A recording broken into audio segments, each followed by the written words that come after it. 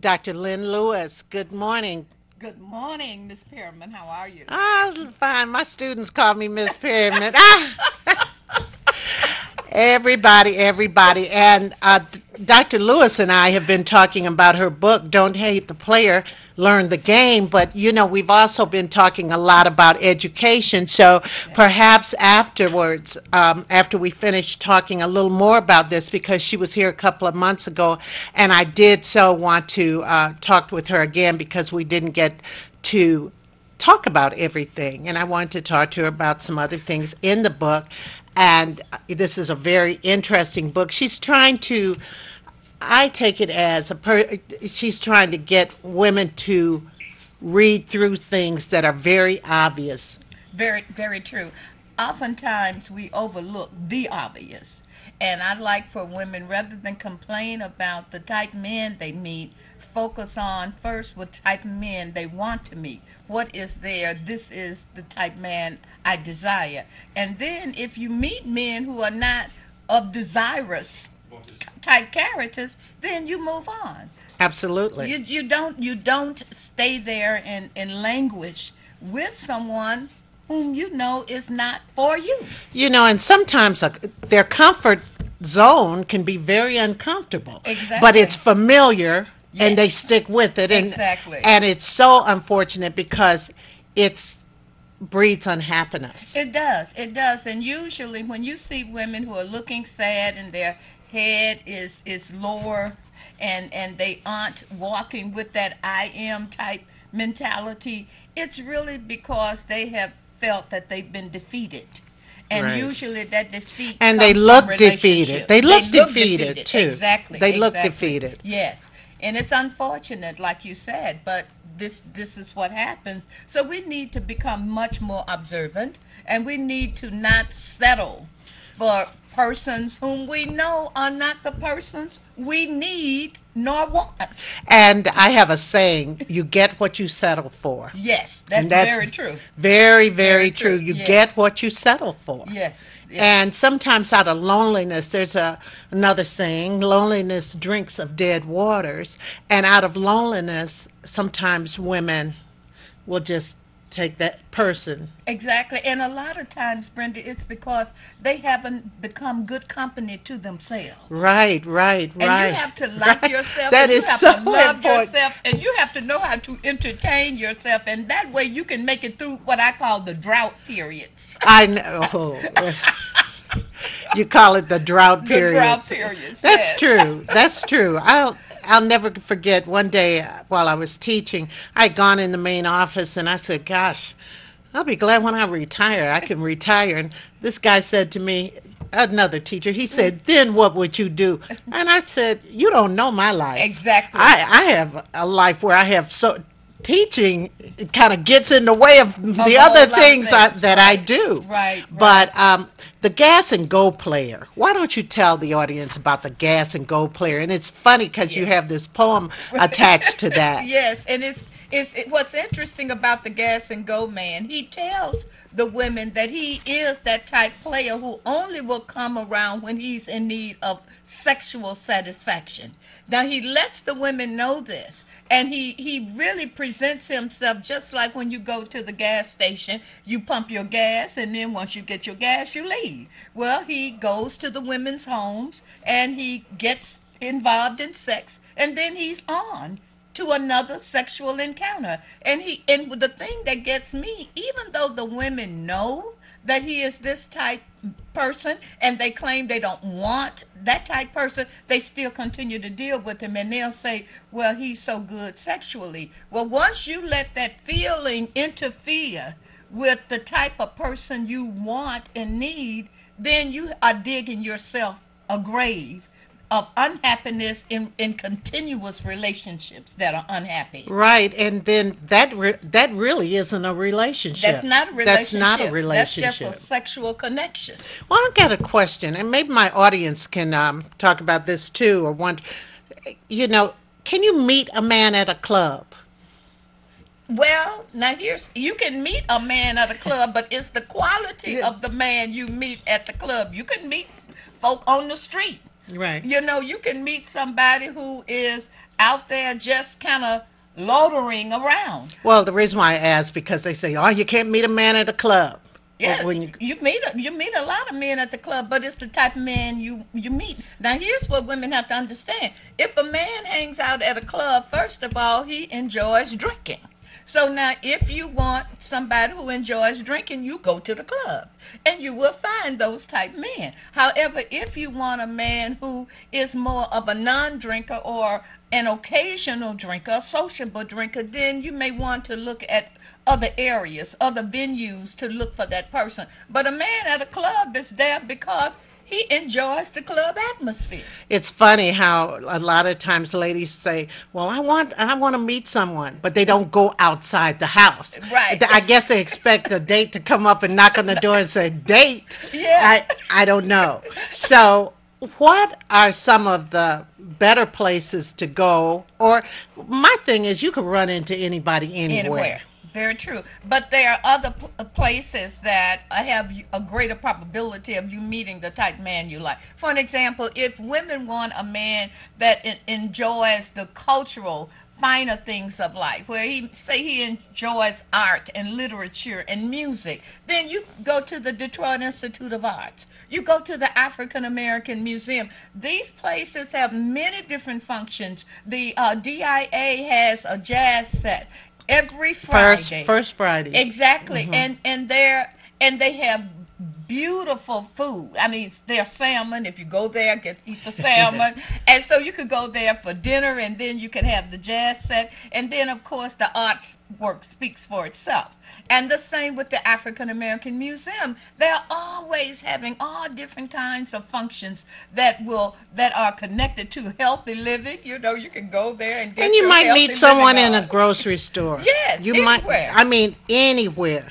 Now, you talk about the silent deceiver. Oh yes. Let's talk about the silent deceiver. The silent deceiver, Brenda, is one of the most dangerous of all players. First of all, he's dangerous because he sets out to fool you, manipulate you. He calculates and strategizes a plan to get you to believe that he is somebody he is not. Give me an example of doing what? Okay, well, first of all, he will lie about where he lives. He may go and borrow his friend's Mercedes and tell you that that's his car.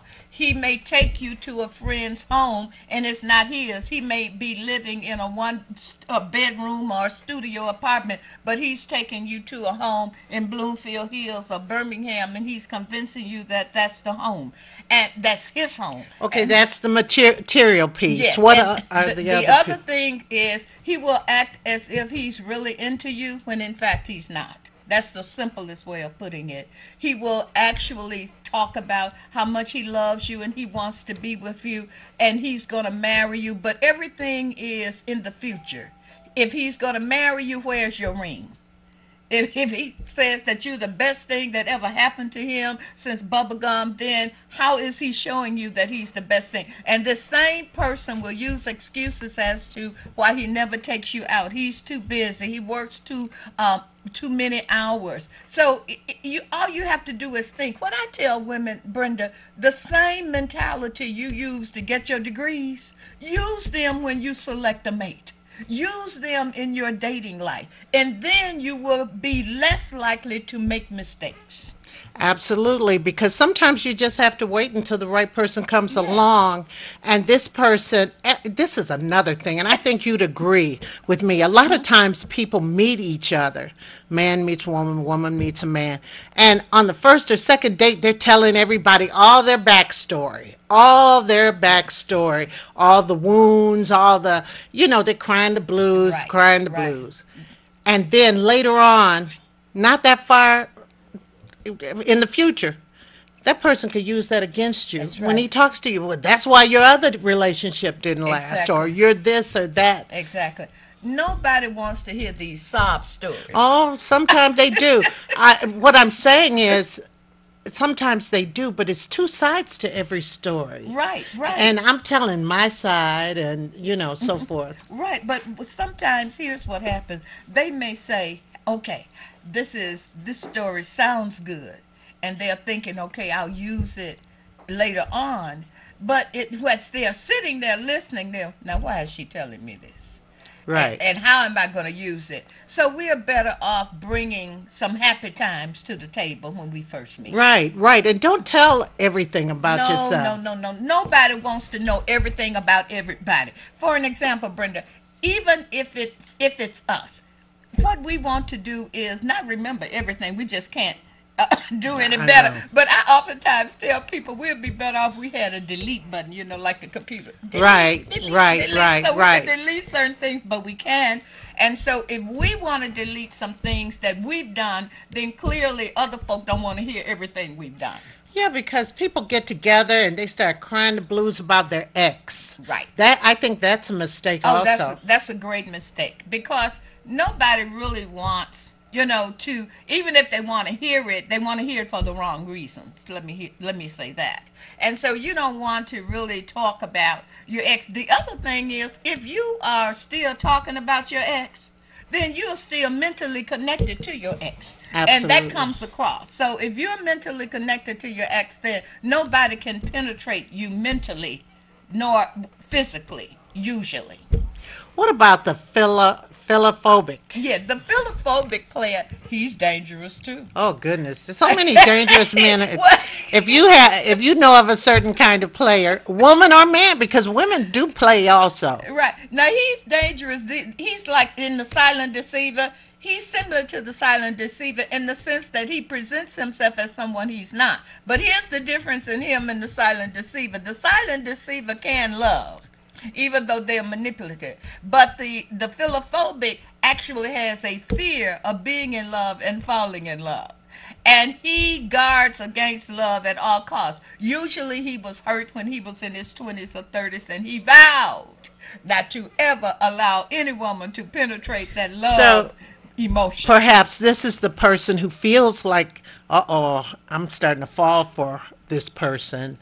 Let me just back completely off. Yes, yes, that's the kind of And person. I know that that happens. That happens all the time. And he's philophobic, and you would never know by his admission that he is seriously afraid of loving. So what if this woman says, this guy, I know he loves me. I know he loves me. What can I do? He's trying to back away. He's scared. How can I show him? Women always Oh, try and save everybody. Well, first of all, we can't save everybody. We're I doing know. a wonderful job if we save ourselves. Yeah, that's- Wonderful job.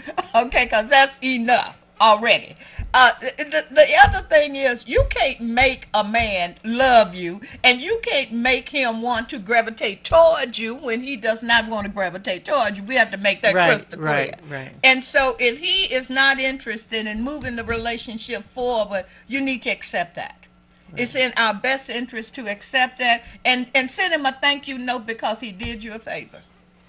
Thank you. Thank you. Yes, That's thank you. No. exactly. And that person's really paranoid about falling in love. Very paranoid, and because he's been hurt before and he still remembers the pain. Sometimes he lives it every day over and over again, so he doesn't want to revisit that pain, and he sets up like a fortress around him.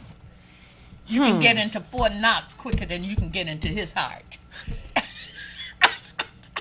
What about the as is player? Oh, the as is player, Brenda, you won't believe how successful these men are. They are they when I say as is, they really don't have any of the trappings that women claim they're looking for. For an example, they don't have a job. Okay, they don't have a car. They don't have any money, and they don't really have goals and ambitions. But they know how to have sexual relationships that satisfy and gratify women, and they use that to their advantage. So they come to the table only with their sexual ability and their gift for gab and their charm, and that has allowed them to move from women to women to women to women. Nothing else. They have nothing Nothing. to offer No, really no, except exactly. They have that gift for gab, they have that charm, and they have the sexual ability. And believe it or not, they really don't have any problems getting women. And I'm talking about women of all different walks of life. I'm talking about women from the unemployed to the part time workers to the fully employed to the no degrees to the bachelor's degrees to the MAs, PhDs, JDs, EDDs, DDSs, and no Ds at all. They can get them. my goodness. That's a Now, reality. there are a lot of good men out there. There are. There are a lot of good men out there. Yes. And I'm sure a lot of women would like to meet them. And like we said, it could be anywhere. Right. It could be anywhere. Sometimes, like you say, if you do like art, there are a lot of in fact, they have little committees that you could join at the Sure. institute, and then there's the music scene. When I say the music scene, there are a lot of um, great bands. Sometimes you just want to go hear these bands. Sure. They're great bands. There, and then in sports, there are a lot of women Yeah. who into that Exactly. also. And the sporting arena is a beautiful arena. I love sports and you a lot of men are at these sporting events. And then there are other events connected to the sporting events that we can get involved in. Yeah, when I was coming up, though, you couldn't speak to, we weren't allowed to really speak to guys first. They had to talk to us, and then that showed that maybe we could talk back. That was just maybe the way we were raised back in the day. Right, right. Now, a lot of women are a little more forward. They are. And What happened? How did this happen? well, actually, we had the women's movement to occur during the 70s that Wait. just busted everything But open. I always said with that women's movement, I said my mother always taught me that I was just as equal as anyone else. And then when Gloria Steinem and all those people came talking this yang, it You were just, already I there. was already there What- mentally. Yeah, but see, a lot of women weren't. A lot of women saw Betty Friedan's The Feminine Mystique as their breakthrough, the landmark book. But and when it comes to a lot of black women, we had no choice but to liberate ourselves. You liberated yourself, or you may not survive. But the thing is, in terms of relationships, being liberated in relationships, it took a while before we felt comfortable enough to approach a man. And even today, a lot of women over 40 or 50 still do not feel comfortable Right. coming up to a man. Right. And that could be a good thing or a bad thing. It could be a blessing or a curse. Sometimes men don't want you to be forward. And other times they'll say, Because bring that's it kind of on. awkward. Because if you go on and you're forward with the man and he hasn't invited you to be forward, it may turn them off. Exactly. You have some men who are turned off by that. But by the same token, you have some men who are saying, I like for women to approach me. I like for women to show that they are interested in me. But the other thing, if you show that you're interested in a man and the relationship doesn't work out the way you think it was going to work out, then you have to accept the fact that he could say, look, you approached me. I didn't approach you. And he's telling the truth. Gee. And he may very well say that, by the way. Now, women sometimes play hard to get. Yes. Is there such a thing as playing too hard to get? Yes, there is. You Tell can us play about so it. hard to get that you don't get anybody. And nobody wants to get you. Well, you know what gets me is there's so many women that I know who are in their late 20s or 30s and they don't have anybody, and guys tell me, I know young men, well, I can't find anybody. But there are a lot of young women Yes. There are a lot. who just don't, they're having a hard time meeting people. Yeah, but a lot of times people haven't decided who they really want and the sacrifices that they must make when they want that type person. And I think that's important, particularly women in their 20s and 30s. They may generalize about, I want a good man. Well, what does that mean? Yeah. Or I want a decent man. Yeah. Okay, break that down. Exactly what are you saying? And we need to be very specific about these things that we generalize about. Ladies out there, what kind of man do you want? Yes. I want a companion who can drive. Okay. You want to know what kind? I was.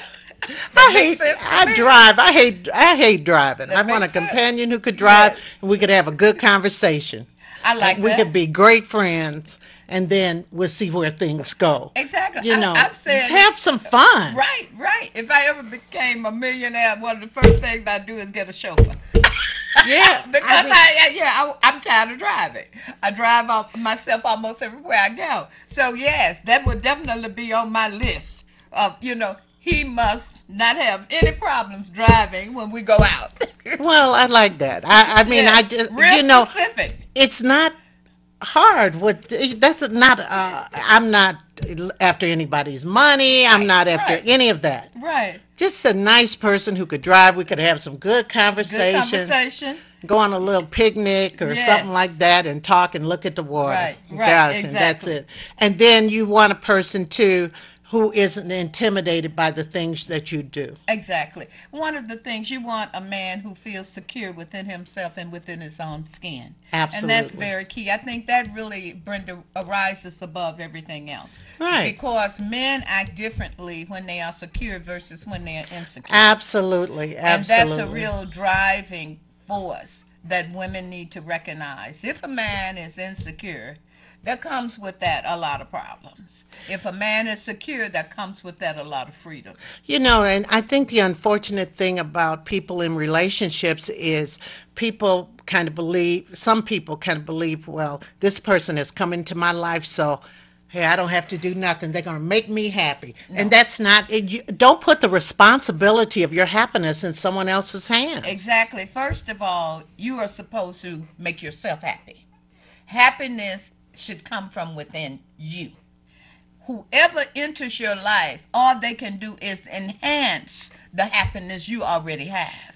But Right. they are not responsible for your happiness or your joy or your prosperity. They are not responsible for that. We're responsible for our own joy and prosperity. Well, when you talk about prosperity, what about a married couple? You know, I mean, they prosper together. Yeah, they prosper together. But when I say your own individual prosperity, I'm dealing with prosperity on a number of different levels. Okay. Emotional prosperity, Okay. your mental prosperity, your physical prosperity. How do you feel your self-esteem? All of those things, not just in terms of economics, but prosperity on a total level, a holistic approach to prosperity. I'm prosperous, even psychological prosperity. I feel good about myself. I am. Those kinds of things that will just lift you up and give you the happiness and joy that you need. Even when you are by yourself, you know that you're never alone. Absolutely, absolutely. Because sometimes you get so busy. I think you know this. I said, golly, I'm glad nobody's there right now because Right. I just don't have the The time. time. But then again, you need a person in your life who respects what you do Right. and knows that sometimes it requires some time for you to be away doing this or that or Right, the other right, thing. right. And the other thing is, I would like a person who has his own agenda. Oh, yeah. Okay. If it, sometimes people get into relationships and the person doesn't have his agenda, so he's going to want to piggyback off of your agenda.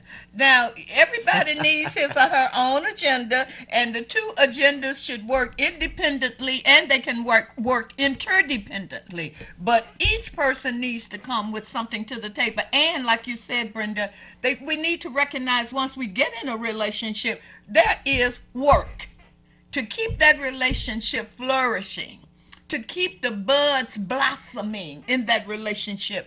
You have to work at it, but we have to understand that there are times when work is exhilarating, when work Absolutely. is fun, when work is enjoyable, and we have to make the work in the relationship so satisfying and gratifying that we can't wait to Absolutely. work some more. I mean, absolutely. You put your time into your relationship, you put your time into what you're doing, because if you just drop everything you're doing, then What happens to that part of your life? Then you're Exactly. pouncing on somebody else's life and Exactly. not giving them time to breathe. And that, as a smother one, I want to ask you about another player you have in there. You have the down low player. Oh, yes. Now, by far, even though I've mentioned dangerous twice, he is the most dangerous. And he is the most dangerous because he presents himself as heterosexual, completely 100% heterosexual, when in fact he is bisexual. He is having relationships with men and women. Some of the men may know that he's bisexual, but none of the women know that he's bisexual. And that to me is the biggest and most serious fraud in relationships, because it opens women up for a greater probability of STDs and herpes and HIV/AIDS, and in addition to the devastation that a woman will feel if she's in love with a man and then she discovers, just the image of discovering that he's not only having sex with other women, but he's having sex with other men. The imagery alone is too much to bear. And he is dangerous. He's very dangerous. He's the biggest fraud out here. Okay, because that person doesn't tell. He doesn't tell. He hides it. And Brenda, the real unfortunate thing about this is, even when some of these women are told by their significant others, in terms of their brothers or a friend, a platonic friend, they don't want to believe them because their heart is already in the relationship and they love the person, so they can't imagine the person being with men and women. But that is, So, how do you spot that type of player? well, You have, this is an interesting book, yes. ladies and gentlemen. How do you spot that type of player? Usually there are certain phrases that the person may use. You have to pay very close attention to language. Language, ladies and men, language is powerful. Language will tell you a lot about what a person feels and how a person thinks. So when the person begins to present to you too many cousins, that's one of the things down low Oh, men really? will Oh, say. They'll say, "Oh, this is my cousin," or they'll say, "This is my married friend," when the friend isn't married, and you need to be very keen on that. Or sometimes they'll say, "This is my nephew," and the person has no relationship because they have to figure out a way to pass these folk off. And you have to pay attention to that. You have to pay attention to certain sexual requests that the man may make, that may be more associated with homosexuality than heterosexuality. And that's not to say that you can take asexual requests and just assume, but you're looking at data, you're looking at evidence, more than just one piece of evidence. You're looking at a string of evidence, and you have to make sure you think. And I want women and men to think along these lines in dealing with anybody. We need to apply our mental ability to relationships. We need to become keen observers. And the keener we are in our observational techniques and the more we apply our mental ability, the less likely we will be hurt and deceived in relationships. absolutely. Great book, ladies and gentlemen. Thank Where you. can we get the book? Yes, the book is at Barnes and Noble, and it's also on Amazon.com. And if anyone is interested in purchasing it from me, you can call me at 313-655-7975. Again, that's 655-7975. Okay, and let me ask you this one last question. Can a player change? Yes, a player can change, but only he can change himself. Right. And great book, Dr. Lynn Lewis. Thanks again. My pleasure, always, And Brenda. we got to talk that education next time. Yes, yes, we do. All righty. Yes. And we'll be back in just a moment, ladies and gentlemen, with my next guest.